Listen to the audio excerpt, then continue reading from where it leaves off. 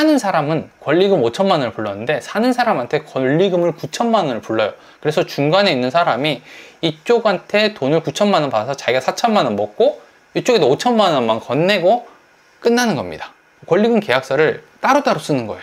저 같은 경우도 서울에 처음에 왔을 때 사기를 당했어요. 권리금 사기. 다 털렸어요, 진짜. 제가 갖고 있는 돈 다 털렸는데 그것 때문에 되게 힘들었거든요. 그러니까 말로만 그냥 주고받고 하면서 돈을 주는 거기 때문에 뭔가 경찰에 신고를 할 수도 없고 법의 보호를 받을 수도 없었는데, 그래서 권리금이란 걸 누군가가 알려줄 필요가 있다는 거죠. 뭐가 포함되어 있는지, 이게 어떤 권리인지 이런 것들을 좀 자세히 설명하고 문서화할 필요가 있다고 생각을 합니다. 만약에 이게 된다라고 하면은 이렇게 되겠죠. 원래 현재는 공인중개사가 중개할 수 있는 대상물의 범위가 정해져 있는데 여기에다가 추가로 하나가 들어가겠죠. 상가건물 임대차 보호법 제10조의 제3항에 따른 권리금이 포함돼서 권리금도 중개를 할 수 있게 되는 거죠. 안녕하세요, 버트넘입니다. 아이고, 덥네요. 날씨가 진짜 더워요, 지금. 자, 그러면은 바로 두 번째 주제로 넘어가도록 해볼게요. 두 번째 주제는 조금 민감할 수도 있을 것 같아요. 제가 민감한 주제는 잘 손 안 대는데 욕을 먹을 수도 있지만 인플루언서답게 민감한 주제를 해보도록 하겠습니다. 자, 권리금. 오늘의 주제 권리금입니다. 중개할 수 있을까? 야, 부동산에서 권리금을 중개할 수 있을까? 이게 민감하다라고 제가 얘기를 했던 이유가 사회 전체로 봤을 때 이 권리금에 포함된 사람 그렇게 많지 않습니다. 그러니까 시장 전체에 있는 사람들이 민감한 건 아니에요.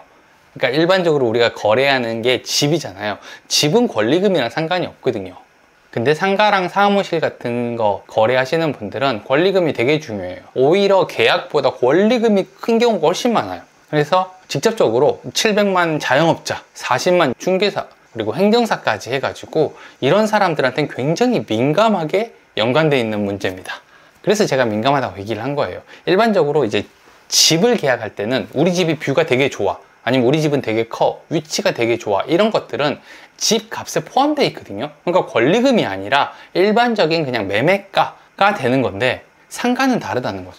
권리금에 포함되어 있는 게 뭐냐면은 뭐 에어컨도 있고 집기도 있고 주방용기도 있을 거고 공사한 부분들도 있을 거란 말이에요. 전기라든지 하수도, 상수도 이런 것도 공사한 거 다 비용에 포함되어 있거든요. 이게 권리금이 되는데, 이거는 이제 시설 권리금이라 얘기를 하고, 우리 가게 앞에 사람들이 많이 지나다녀요. 이런 거 되게 많은 지역이야. 이런 데는 이제 바닥 권리금이라는 게 있습니다. 그리고 또 우리 집이 여기서 빵집을 5년 동안 했어요. 그래서 사람들이 여기에 빵집이 있다는 걸 아니까 빵집 지금 바로 여시면은 사람들 바로 장사 바로 하실걸요? 이런 것들이 이제 영업 권리금이라고 얘기를 해서 유형의 물건과 무형의 그 권리금이 포함되어 있는 게 이제 권리금이란 말이에요. 그러다 보니까 권리금이 억대로 넘어가는 경우가 되게 많고 보통은 몇 천만 원 단위는 다 나옵니다. 근데 이 권리금을 상가 계약할 때 같이 협의하는 거거든요. 실제로 상가 계약을 하다 보면요, 권리금은 부동산에서 다 조율을 합니다. 근데 문제가 뭐냐면은 공인중개사가 이 권리금을 중개하면 안 돼요. 계약서를 쓰면 안 됩니다. 불법이에요. 이거는 행정사 업무입니다. 이거를 대법원에서 이렇게 해석을 했고 판례가 나왔거든요. 그러면은 행정사한테 가가지고 권리금을 조율하거나 물건을 중개받을 수 있는 건가요? 라고 얘기를 하는데 그건 또 안 돼요. 이건 부동산에서 하고 있습니다. 그래서 이번에 그 법을 개정하겠다고 국회에 내용이 올라왔어요. 법률안이라고 해가지고 나왔습니다. 내용이, 현행법은 공인중개사가 중개할 수 있는 대상의 범위를 토지와 건축물로 한정해서 있다. 하지만 상가건물 권리금 계약의 경우 임대차 계약의 부수에서 체결됨에 따라서 임대차 계약에 대한 전문성과 이해도를 갖춘 공인중개사가 우리 법체계와 비슷한 일본에서 하는 것처럼 권리금 계약을 중개하도록 하는 게 현실적으로 맞다고 생각한다. 그래서 이 부분을 수정하겠다 라고 하는 내용입니다. 만약에 이게 된다라고 하면은 이렇게 되겠죠. 원래 현재는 공인중개사가 중개할 수 있는 대상물의 범위가 정해져 있는데 여기에다가 추가로 하나가 들어가겠죠. 상가건물 임대차 보호법 제10조의 제3항에 따른 권리금이 포함돼서 권리금도 중개를 할 수 있게 되는 거죠. 그러니까 현행에는 없는 내용이 하나가 추가된다라고 보면 됩니다. 공인중개사가 할 수 있는 것 중에서 권리금도 같이 포함한다. 그러니까 상가 계약할 때 공인중개사가 임대차 계약뿐만이 아니라 권리금 계약까지 같이 해라, 이렇게 되는 거죠. 그러니까 이제 댓글을 보면요. 찬성, 공인중개사 작성해야 된다, 동의, 찬성, 이렇게 하면서 찬성인 내용이 되게 많아요. 그리고 반대도 있습니다. 반대. 여기는 지금 몇 개 안 나왔는데 밑으로 반대가 꽤 많이 나와 있어요. 여기도 있네. 결코 반대. 반대가 생각보다 많아요. 그래서 찬성 의견은 제가 안 봤어요. 어차피 공인중개사겠죠. 공인중개사한테 되게 좋은 내용이잖아요. 뭔가를 할 수 있다라고 하니까 당연히 좋은 내용이겠죠. 그래서 안 읽어봤는데 반대 의견들이 되게 궁금하더라고요. 그래서 제가 들어가서 읽어봤습니다.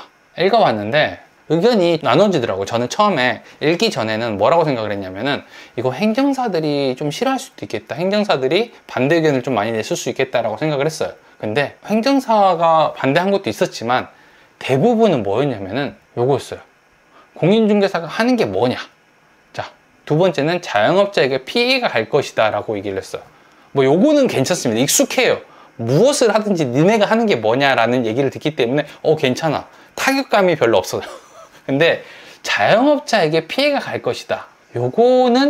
이건 좀 다시 생각을 해볼 필요가 있을 것 같아요. 이거는 좀 다시 생각을 해볼 필요가 있는 게 뭐냐면은 자영업자에게 피해가 갈까? 지금 권리금을 계약을 하는 걸 보면요. 권리금에서 피해를 보는 사람들이 되게 많습니다.